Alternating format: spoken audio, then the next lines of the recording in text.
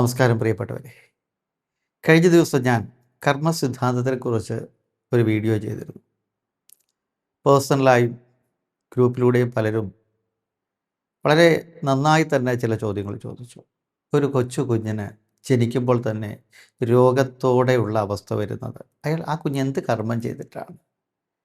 അല്ലെങ്കിൽ ഒരു തെറ്റും ചെയ്തിട്ടില്ല എന്ന് പറയുന്നവരൊക്കെ ഈ കർമ്മം അനുഭവിക്കേണ്ടി വരുന്നത് എന്ത് എന്ത് പാപം ചെയ്തിട്ടാണ്? ഞാൻ കൃത്യമായി കർമ്മസിദ്ധാന്തത്തെക്കുറിച്ചാണ് ഇവിടെ പറയുന്നത്. ഇവിടെ നമ്മൾ അറിയേണ്ടത്, നമ്മുടെ ദർശനമനുസരിച്ചുള്ള കർമ്മസിദ്ധാന്തം ശരീരത്തെയല്ല ബാധിക്കുന്നത്. ശരീരമല്ല ഞാനെന്ന അറിവാണ് ശ്രീ രമണ മഹർഷിയിലൂടെ നമുക്ക് ആദ്യം വെളിവാകുന്നത്. ആത്മവിചാരം എന്ന കലയിലൂടെ ഉള്ളിലേക്ക് നോക്കാനാണ് രമണ മഹർഷി പറയുന്നത്. അവിടെ നമ്മൾ പലപ്പോഴും ഈ ഞാനെന്ന് ചൂണ്ടിക്കാണിക്കുന്ന ശരീരബോധം മാറിക്കൊണ്ടേയിരിക്കുകയാണ്. എത്രയോ വർഷം മുമ്പ് ഇങ്ങനെ തൊട്ട് കാണിച്ചൊരു ഞാനുണ്ട്. ഈ ഞാൻ ആരാണെന്നറിയാമോ?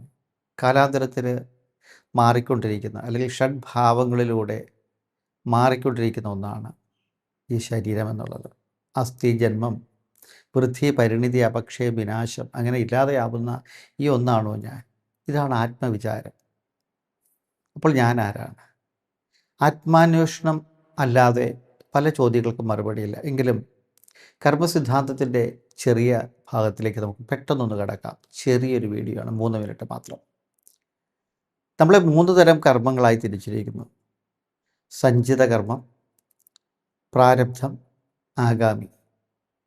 ജന്മജന്മാന്തരങ്ങളായി നമ്മൾ ചെയ്തു വന്ന കർമ്മങ്ങളുടെ ഒരു സഞ്ചയമാണ്, കൂട്ടമാണ് സഞ്ചിത കർമ്മം. അതിൽ നിന്ന് ഈ ജന്മത്തിൽ അനുഭവിക്കാൻ പാകത്തിന് കുറച്ച് കൊണ്ടുവരുന്നതിനെ പ്രാരബ്ധം എന്ന് പറയും. എന്നാൽ ഈ ജന്മത്തിൽ നമ്മൾ ചെയ്തുകൊണ്ടിരിക്കുന്ന കർമ്മങ്ങളെ ആഗാമി എന്ന് പറയും. നമുക്ക് നമ്മുടെ കർമ്മങ്ങളെ തീരുമാനിക്കാവുന്നത് ഇവിടെ വെച്ചാണ്.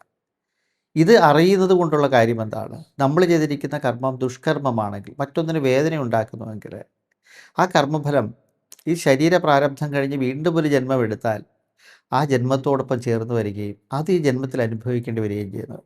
അപ്പോഴാണ് നമുക്ക് ഒരു കൊച്ചു കുഞ്ഞിൻ്റെ കാര്യം പറയുന്നത്.